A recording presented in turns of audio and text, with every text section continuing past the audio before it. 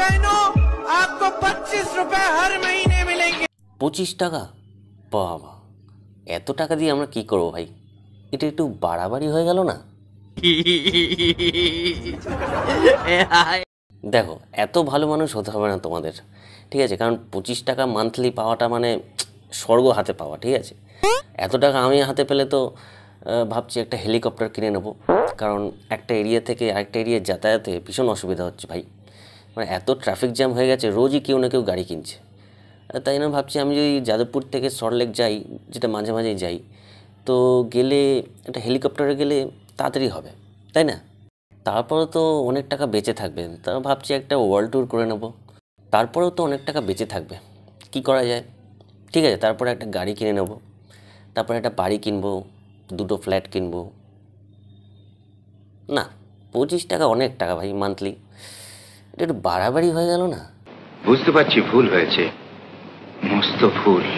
ঠিক আছে, সবাই জিততে চায়, ইলেকশন চলছে, এখন সবাই ডেসপারেটলি জিততে চায়, তাই বলে স্টেজে উঠে এরকম ভাষণ দেওয়াটা বাড়াবাড়ি হয়ে গেল না? মস্ত ভুল।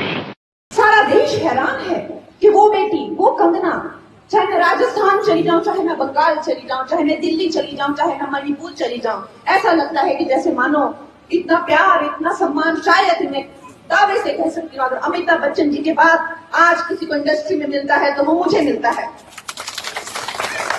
যেমন ইনি নতুন দাঁড়িয়েছে বিজেপির হয়ে, আর তেমনি বাজে বকবক করা শুরু করে দিয়েছে।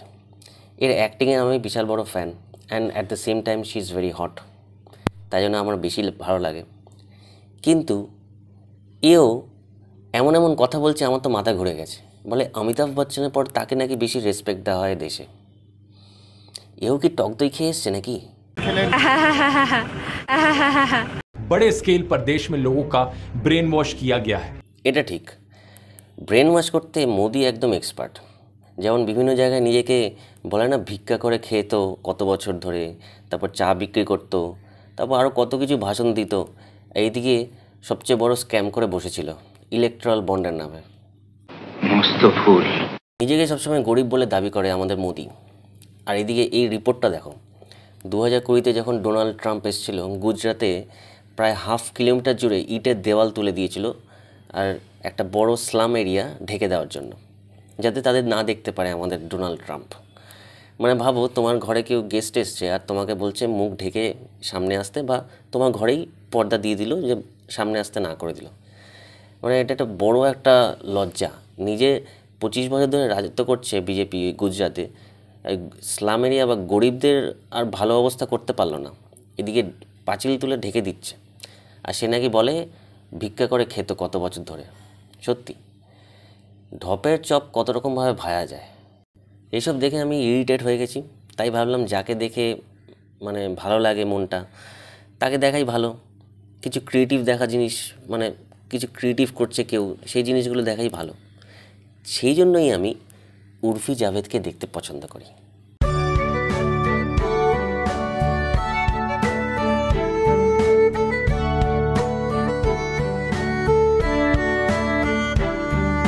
আমি তো দেখে অবাক, মানে রিসেন্টলি টাইম স্কোয়ার নিউ ইয়র্কে তার একটা শোয়ের অ্যাড দেওয়া হচ্ছে।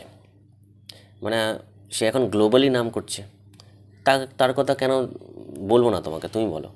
মানে সে, হ্যাঁ আমি জানি আগে তার ব্যাপারে নিন্দা করেছি, উল্টোপাল্টা ড্রেসিং সেন্স বলে, কিন্তু এটা তো আমাদের হিউম্যান নেচার না? যদি কেউ পপুলার হয়ে যায় তার নামে, মানে তার নামে আমরা প্রশংসা করতে আরম্ভ করে দিই, তাই না?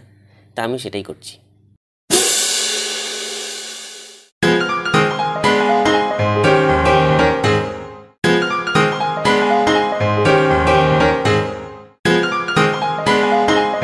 দেখো, এটাকে বলে ক্রিয়েটিভিটি। মানে একটা তোষককে ফুটো করে কোমরে উঠে নিল, ওটা ড্রেস হয়ে গেল। মানে এরকম ইউনিক ফ্যাশন সেন্স কারো আছে, এই জন্য সে ফ্যাশন আইকন হয়ে গেছে।